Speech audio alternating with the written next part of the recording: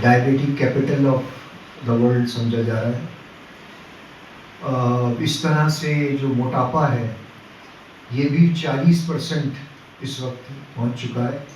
ہر تیسرا آدمی موٹا ہے اور ہر دوسری عورت موٹی ہے. یہ ایک بہت ہی الارمنگ کنڈیشن ہے. اور ایک اور عجیب چیز اسی سے ریلیٹڈ ہے کہ اس وقت علی گڑھ میں 35% جو لڑکیاں ہیں جو وہ پی سی او ایس کا شکار ہے 35%. تو یہ بڑا خطرناک ریشو ہے. اور یہ اس کی ریزن، اس کے پیچھے جو اس کا سبب ہے وہ غذا ہے، وہ کھانا پینا ہے، وہ ڈائٹ ہے. میں تھوڑی سی آپ کو ہسٹری بتانا چاہتا ہوں کہ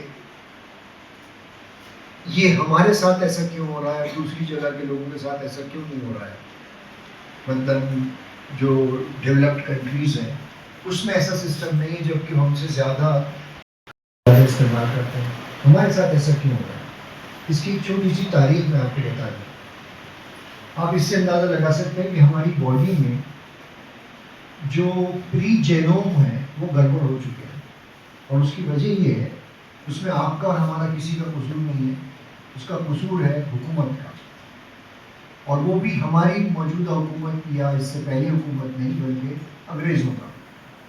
ہوا یہ تھا کہ آپ اس سے اندازہ لگا سکتے ہیں کہ 900 سال میں تین بار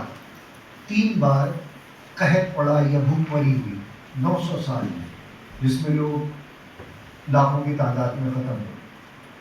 اور انگریزوں کے ہندوستان میں آنے کے بعد یعنی 1780 سے لے کے 1947 تک 33 فیمائن یعنی بھوک مری کا پیریڈ آیا. 33. اور اس کی وجہ یہ نہیں تھی کہ بارش نہیں ہوتی تھی یا سوکھا پڑ رہا تھا، قحط تھا، بلکہ یہ تھا کہ بنگال میں جہاں سب سے زیادہ فیمائن کو بتایا جاتا ہے وہاں پر 30 انچ تک بارش ہوئی تھی. اگر 33 انچ بارش ہو جائے تو پورا علاقہ سیلاب کا شکار ہو جاتا ہے. 30 انچ بارش ہوئی تھی. ہوا کیا تھا کہ انگریزوں نے کیش کراپ کو شروع کروا دیا.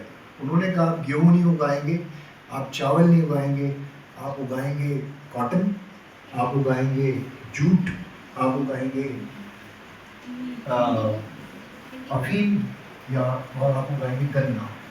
لہٰذا اناج کی قلت ہو گئی. تو ہمارے جینس میں تبدیلی لے کے پری جینوم نے کیا کیا کہ جیسی جو فوڈ آیا اس کو امیڈیٹلی انہوں نے فیٹ میں کنورٹ کرنا شروع کر دیا. اور اسی کا نتیجہ ہے کہ آج ہم جو بھی کھاتے ہیں، لوگ کہتے ہیں ہم پانی پیتے ہیں تو موٹے ہو جاتے ہیں. ایکچولی وہ یہی ہوتا ہے کہ جہاں آپ کو انرجی ملتی ہے اسے تو نہیں معلوم کہ آپ بہت افراد ہیں اور ساری چیزیں، وہ تو اپنے اسی سسٹم میں چل رہا ہے کہ کسی وقت بھی قحط پڑنے والا ہے، کسی وقت بسکٹ کو اناج دستیاب نہیں ہو. یہی وجہ ہے کہ یہ باڈی میں ہمارے چینجز ہوئے ہیں.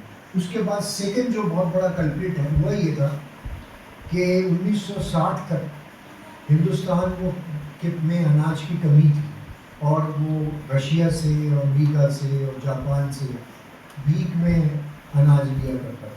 جب وہاں سے وہ آتا تھا تو راشن کی دکانیں جو تھی وہ اس زمانے میں بہت مشہور ہوا کرتی تھی. اور راشن کی دکان کا جو مالک ہوتا تھا وہ کسی بہت بڑے بزنس مین سے کم نہیں ہوتا تھا، کیونکہ وہ جس کو اناج دے دے وہ اس کو مل جایا کرتا تھا.